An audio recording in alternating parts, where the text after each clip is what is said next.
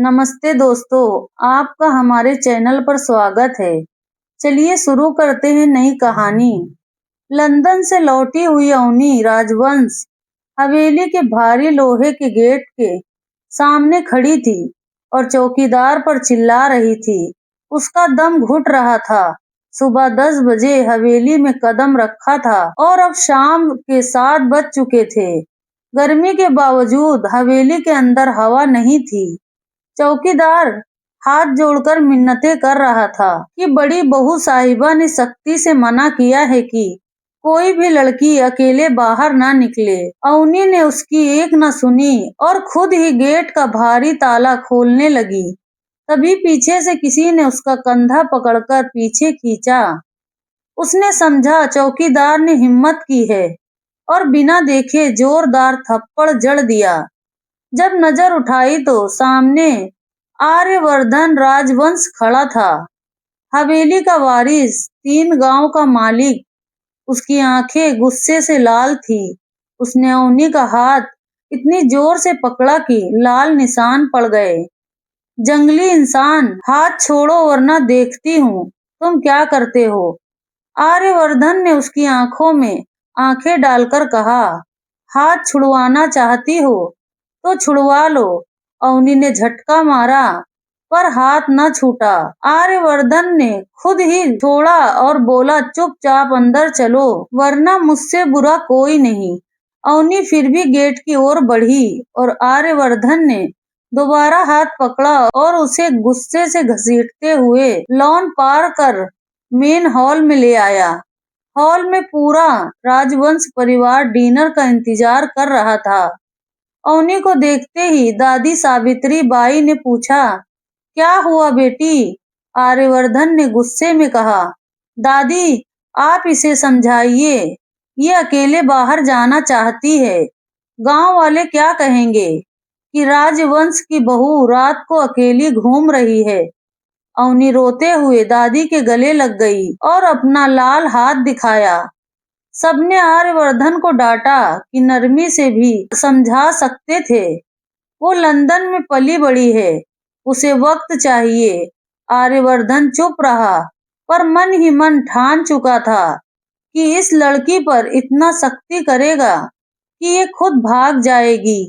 रात को जब सब सो चुके थे, अवनी भूख से बेचैन होकर किचन में घुसी। फ्रिज खोला तो सारी देसी चीजें थी। उसने दाल का डिब्बा निकाला और चूल्हे पर चढ़ाने की कोशिश की। गैस बंद थी। वो झुल्ला रही थी कि तभी दरवाजा खुला और आर्यवर्धन आ गया। रात के इस वक्त क्या कर रही हो? अवनी तिलमिला उठी।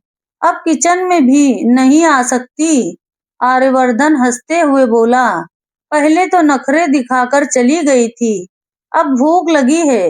अवनी ने गुस्से में कहा, मेरे घर में हूँ, जो जी चाहे करूं, तुम कौन होते हो रोकने वाले?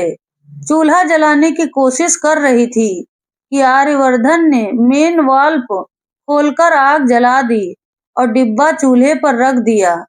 अवनी ने झुल्लाकर कहा, ज्यादा एहसान मत करो, मैं ऑर्डर कर लूंगी। आर्यवर्धन पेट पकड़कर हंस पड़ा, यहाँ स्विगी जोमैटो नहीं आता जनाब। अवनी का मुंह लटक गया। उसने ठंडी होती दाल खाई और लॉन में टहलने निकल गई। जूते उतारे, गाना प्ले किया, ठंडी हवा का मजा ले रही थी कि पीछे कदमों की आहट हुई।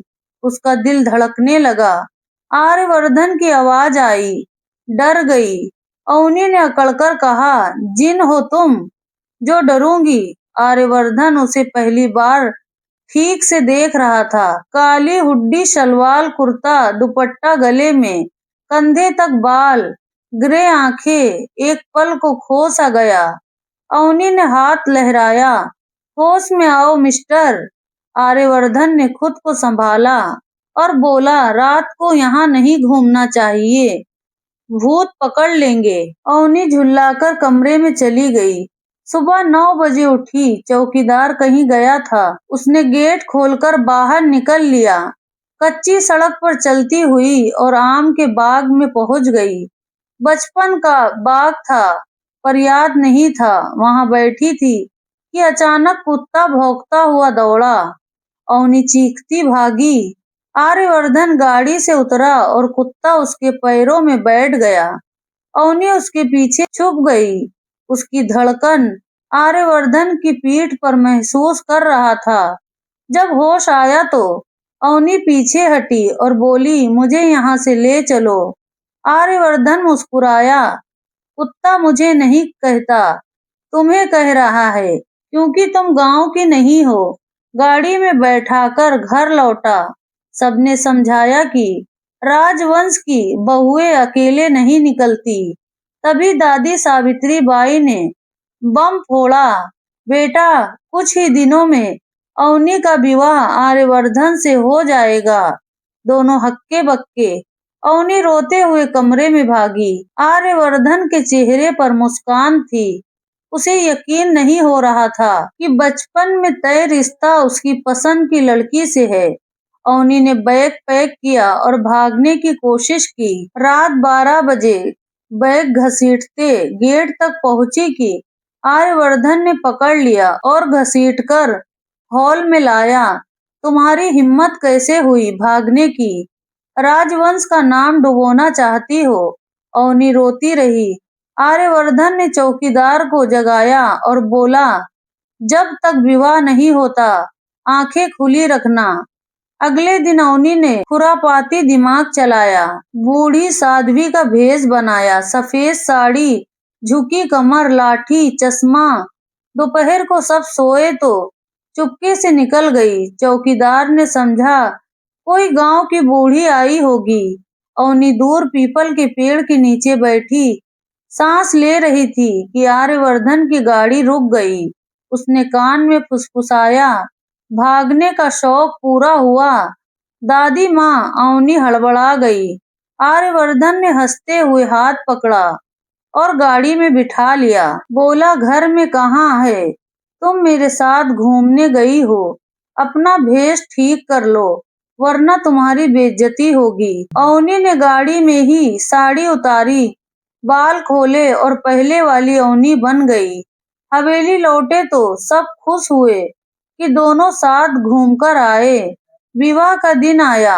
अवनी दुल्हन बनी बैठी थी। सोचा था आखिरी पल में मना कर देगी, पर जब पंडित जी ने पूछा तो उसका सिर खुद हाँ में हिल गया।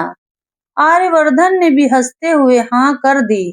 रात को कमरे में आर्यवर्धन ने घूंघट उठाया और माथे पर चूमा लिया। अवनी शर्माकर मुस्कुरा दी। आर्यवर्धन बोला, मुझे नहीं पता था तुम क्यों नहीं करना चाहती थी विवाह, पर मैंने अपनी मर्जी से किया। तुम मेरी पहली और आखिरी मोहब्बत हो। अगर चाहो तो रोज शहर अस्पताल ले जाया करूंगा। अवनी हंस पड़ी। मैं मरीज थोड़ी हूँ, आप रोज अस्पताल क्यों जाते हैं? आर्यवर्धन मुस्कुराया। तुम्हारा पति डॉक्टर है मैडम। अवनी की आंखें चमक उठी। उसे डॉक्टर हमेशा से पसंद थे। अब उसकी किस्मत में एक डॉक्टर जो आ चुका था। दोनों एक दूसरे को देखकर मुस्कुरा रहे थे। बाहर गर्म हवाएं चल रही थी, पर कमरे में सिर्फ प्यार था। शादी के अगले दिन सुबह सूरज अभी पूरी तरह निकला भी नहीं था कि हवेली की चहल पहल शुरू हो गई।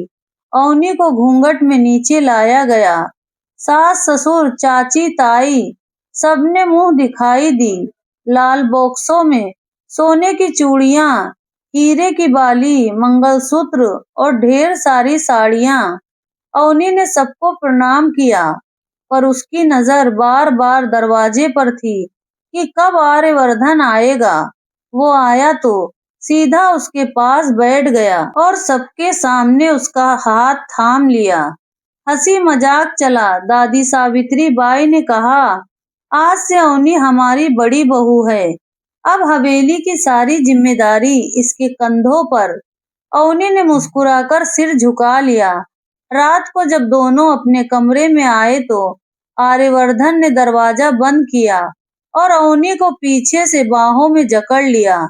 उसकी गर्म सांसें उसकी गर्दन पर महसूस हो रही थी। अवनी ने शर्माते हुए कहा, छोड़िए, कोई देख लेगा। आर्यवर्धन ने हंसकर कहा, अब कौन देखेगा, ये हमारा कमरा है। उसने घुमाकर उसे दीवार से सटा दिया और धीरे से होठ उसके होठों पर रख दिए। पहला चुंबन था। अवनी की सांसें तेज हो गई। उसने आंखें बंद कर ली। रात भर दोनों एक दूसरे में खोए रहे। सुबह जब अवनी की आंख खुली तो आर्यवर्धन उसे एकटक देख रहा था। उसने उसके माथे पर चूमा और बोला, आज से तुम मेरी दुनिया हो। 2 दिन बाद आर्यवर्धन को शहर के बड़े अस्पताल में ड्यूटी ज्वाइन करनी थी। उसने अवनी से कहा, मेरे साथ शहर चलो। हफ्ते में 2-3 दिन वहीं रहेंगे, बाकी हवेली में। अवनी ने खुशी से हाँ कर दी। हवेली वाले पहले तो अड़े रहे कि नई बहू को इतनी जल्दी शहर नहीं भेजते, पर दादी ने कहा, बेटा डॉक्टर है, उसे काम करना है, बहू को भी साथ रखे। आर्यवर्धन ने अपना फ्लैट दिखाया। 2 बेडरूम, बालकनी से समंदर दिखता था। अवनी ने पहली बार बिना किसी डर के खिड़की खोली और बाहर देखा। आर्यवर्धन पीछे से लिपट गया और बोला, अब तुम्हें कोई नहीं रोकेगा, तुम जहाँ चाहो जा सकती हो। अवनी ने उसकी बाहों में सिर टिका दिया। शहर में दोनों नई जिंदगी शुरू की। आर्यवर्धन दिन में अस्पताल, अवनी कॉफी शॉप, मॉल, बीच। शाम को साथ डिनर, कभी देर रात ड्राइव। एक दिन अवनी ने कहा, मुझे कुछ करना है, मैं सिर्फ घूमती रहूं, ये ठीक नहीं। आर्यवर्धन ने पूछा, क्या करना चाहती हो? अवनी ने कहा, मैंने लंदन में ग्राफिक डिजाइनिंग सीखी है, मुझे काम चाहिए। आर्यवर्धन ने अगले ही दिन अपने दोस्तों की एड एजेंसी में उसका इंटरव्यू फिक्स कर दिया। अवनी सिलेक्ट हो गई। अब दोनों सुबह साथ निकलते, शाम को साथ लौटते, हवेली में हर महीने जाते। दादी खुश कि बहू कमाती भी है और घर भी संभालती है, पर गांव की कुछ औरतें जलती थी। एक दिन चाची ने ताना मारा, शहर में तो बहुत आजादी मिल गई होगी। अवनी ने मुस्कुराकर कहा, हाँ चाची जी, आजादी भी मिली और प्यार भी। सब हंस पड़े।